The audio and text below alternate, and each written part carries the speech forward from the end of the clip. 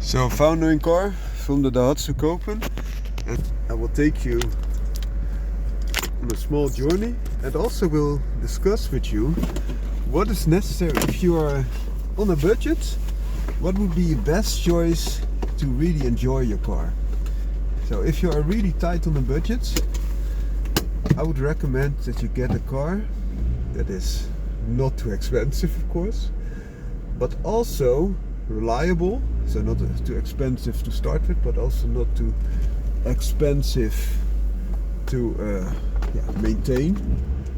So that's reliability. It's not only to do oil checks, but also replacement parts, and of course gasoline or other fuel. And what's also important is that you have a car. If you have a car that's extremely fast, it will also wear out a lot harder normally, and you have to push it to really enjoy it. Because you might say, no, even if I have a very fast car and I just rumble it at 2000 RPM, I'm good. I drive my V12, which you are not going to get for cheap, of course.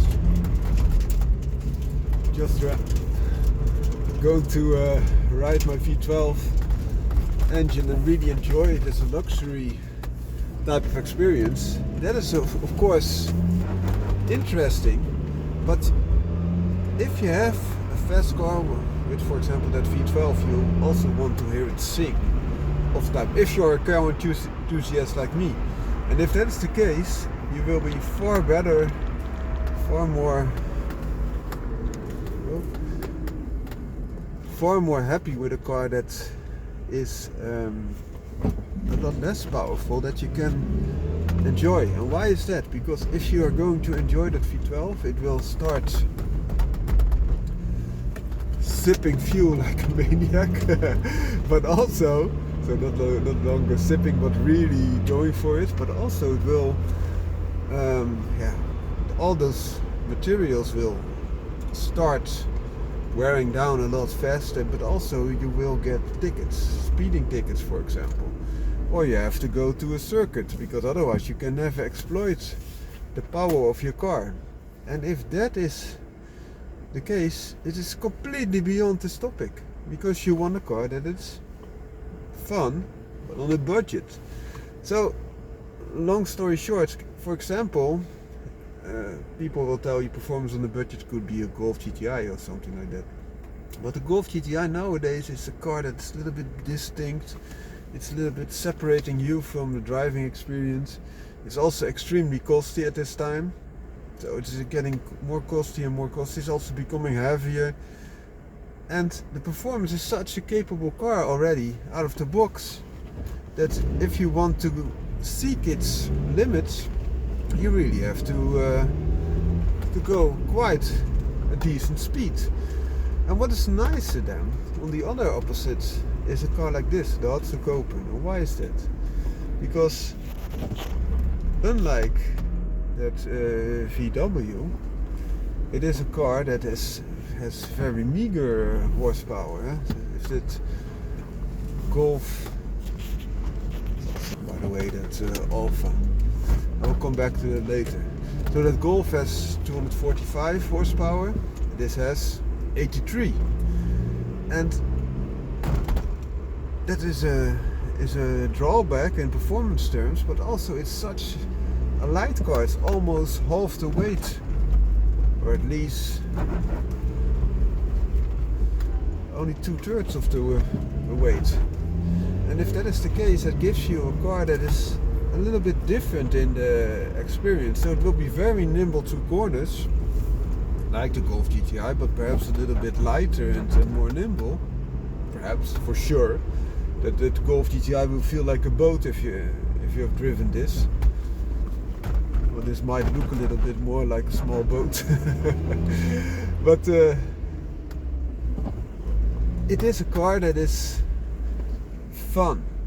It is not the same type of fun as Golf GTI has, but it's a different type of fun that is similar, dog on the street, similarly attractive. in another way. Why is that? Because it is light, it is nimble, so that's nice. It still has an engine that you can really work through. It has a nice gearbox, perhaps even better than a Golf. I think for sure better than a Golf at that time and age. Now you buy a Golf GTI with the DSG gearbox, or the automatic gearbox as standard. Well, this is still a manual, and manual cars drive a lot more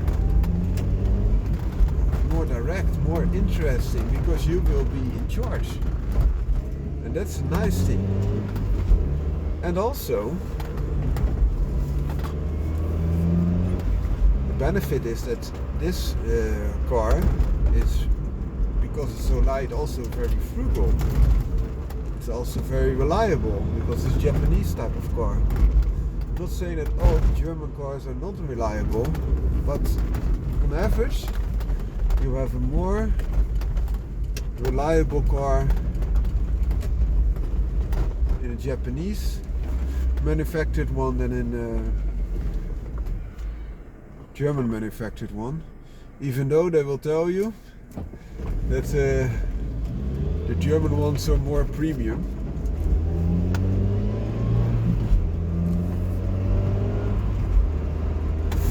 And the other very fun thing about it is that it is more special than a Golf. And why is that? Because you will sit in a two-seater like a real sports coupe. If that's interesting, you have both the coupe roof that you can also throw down, so then you have a convertible roadster, and that's so much additional fun. You have full leather in the seats that you can see here, so it will make your car very special. And even though that it's a lot cheaper, and it's still very practical and achievable to own and maintain and to enjoy and really exploit the power, because it only has this meager 86, 87 horsepower. That's not that much, huh? But you can really use them. And in the past, 86, 87 horsepower was quite a bit. We have been spoiled. And those things you can just reset in our mind, that it can also be different. Oftentimes we think that a hot hatch, for example, needs to have at least over 200 horsepower to be interesting. If you have a very heavy hot hatch, that's of course the case. And yeah, we have now Civic Type R hot hatches with front wheel drive in over 310 horsepower. Yes, that's correct. But you also have something like a Swift Sport, which has for example 140 horsepower out of a 1.4 turbo, and that's also a very fun hot hatch, and it's a lot lighter and perhaps thereby also a lot more interesting to drive. And if you take that into consideration, then it might be the complete opposite. Then it might be, this is something that you can really do with a slower car. It's more interesting to drive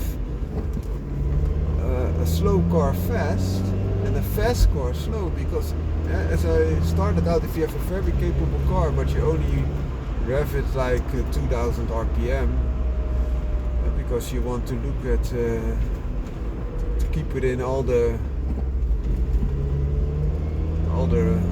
regulations, but also be friendly for your pockets, your wallet friendly, so to say, then you must, because you already paid so much that you cannot pay additional gasoline, you cannot pay additional parts because you're broke already, because you put all that money into that car. Whereas if you have a car that's a lot cheaper to begin with, but you can really enjoy, get all the performance and fun out that there is, it's something different. Huh? It's also very different if you have a car that you know that's quite reliable, and even if it breaks, it goes all down south, then the costs are not that big. also a car that's a lot more special. Yeah? A car that is fun. It can be a coupe or convertible. One thing that I have to tell you is, if you look for a car for a family, or that you also want to move things in, then you might be better off with a whole Dutch like a Swift Sport or something like that, because it might be a little bit less special in the sense that it is not a convertible coupe type of thing, and a lot of people enjoy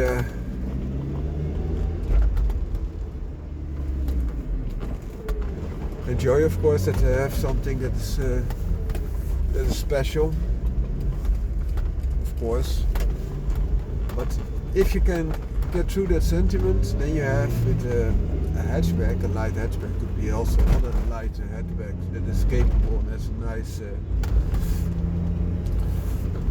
nice way of going about.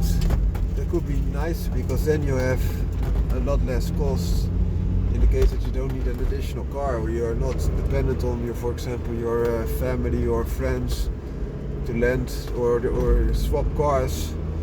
If you can swap cars, for example, your brother has a station wagon and he also really enjoys it to drive your car now and then, that could be a nice thing. And then you have the practicality, and he has sportiveness, and you can just exchange them, because he's also missing that drive that's really nimble, direct, which is non-sporting station car normally does not offer.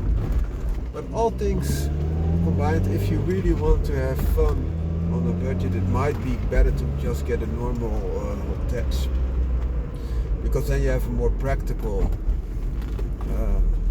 flavor which you can use every day. But if that is not the case, then you will be hard pressed to find something that's also special and thereby as much as an experience to drive that, for example, is Copen. And there are others, for example Mazda MX-5, which is also called the Miata or Ernest Roadster in different markets. But those cars are heavier and more expensive. They sip a little bit more fuel, and they also don't feel as direct because they are a little bit different. And because they have a rear-wheel drive, they will feel very playful, but are also less predictable. So especially if you're on a budget and you're not that keen of a driver yet, your first car, for example, it might not be the best choice. Whereas this is a lot safer. And safer is not always boring, because people say, yeah, wrong wheel drive if you have front wheel drive, but front wheel drive came after rear wheel drive. So it's in the evolution of the car, and the optimal disposition thereof for practical use, performance use, fuel economy, power delivery for normal daily use. If you're not always pushing it to the limit, you will be hard pressed to beat that humble So there are benefits and drawbacks with all the things there are. So it's not that there's one decision that makes it for everyone. No, I go for this and that car. But I will just give you this alternative sightings, alternative observations as an owner. And I also drove a Mazda MX-5 and I really liked them. But I also seen this car, and it is not worse at all. Also not the roundabouts or whatever. It's very, very playful, very light. It feels lighter. It is lighter. It is 200 kilograms lighter than the Mazda MX-5, and you really feel that. That's huge. Huge. It's like a quarter of the weight that you have to put in addition to this Copen to get to the Mazda MX-5 at those times. With a similar similar roof, etc. So it's a lot of weight. Now I think even with that roof it might be 1100 or more, so then it would be close to 300 kilograms. So long story short, I think there are many things to consider, but there are some things that we can really summarize it with. Get something reliable. Oftentimes Japanese is a good bet. Get something light and playful. So often those go hand in hand, but you also need to have something that's stiff and stable enough, as a good suspension, good brakes, and an engine that is eager, but does not need to be as powerful as necessarily, because all that power will also give you higher costs on other dimensions. But get something that gives you that special vibe, and I will show you this little car gives you really special vibes. If you, for example, look at this, those chairs and this nice upholstery and all those are in there. For example, Momo steering wheel with those air channels, so nice. Like a little bit Audi TT, also very nice shifting. There was all kinds of places you can put stuff in. It's a nice car. And then you have not even talked about this roof that really goes, so you have everything in place. Phone record out.